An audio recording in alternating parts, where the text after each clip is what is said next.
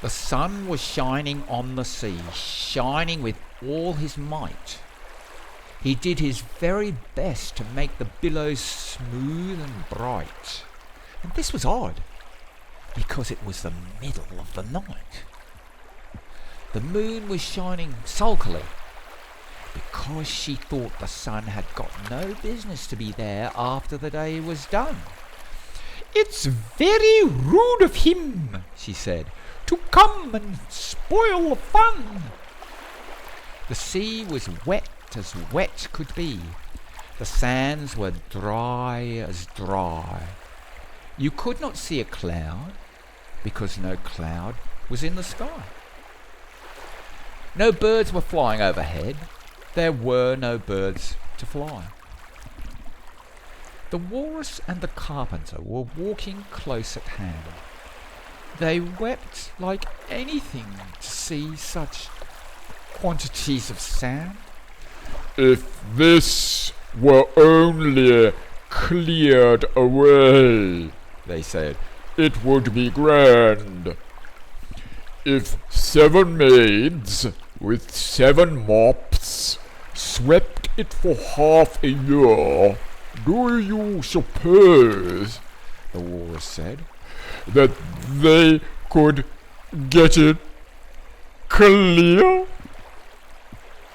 "I doubt it," said the Carpenter, and shed a bitter tear. "Oh, oysters, come and walk with us," the Walrus did beseech. "A pleasant walk, a pleasant talk along the Bradley beach. We cannot do with more than 4 to give a hand to each." The eldest oyster looked at him, but never a word he said. The eldest oyster winked his eye and shook his heavy head, meaning to say he did not choose to leave the oyster bed. Out 4 young oysters hurried up, all eager for the treat. Their coats were brushed, their faces washed, their shoes were clean and neat. And this was odd, because, they hadn't any feet. 4 other oysters followed them, and yet another 4, and thick and fast they came at last, and more and more and more, all hopping through the frothy waves and scrambling to the shore. The Walrus and the Carpenter walked on a mile or so, and then they rested on a rock, conveniently low. And all the little oysters stood and waited in a row. "The time has come," the Walrus said, "to talk of many things, of shoes, and ships, and sealing wax, of cabbages and kings, and why the sea is boiling hot, and whether pigs have wings." "But wait a bit," the oysters cried. "Before we have our chat, for some of us are out of breath and all of us are fat." "No hurry," said the Carpenter. They thanked him much for that.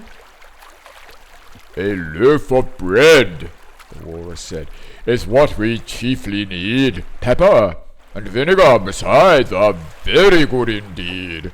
Now, if you're ready, oysters dear, we can begin to feed." "But not on us," the oysters cried, turning a little blue. "After such kindness, that would be a dismal thing to do." "The night is fine," the Walrus said. "Do you admire the view?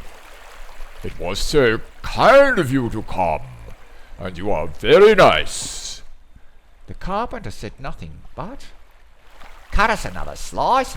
I wish you were not quite so deaf. I've had to ask you twice."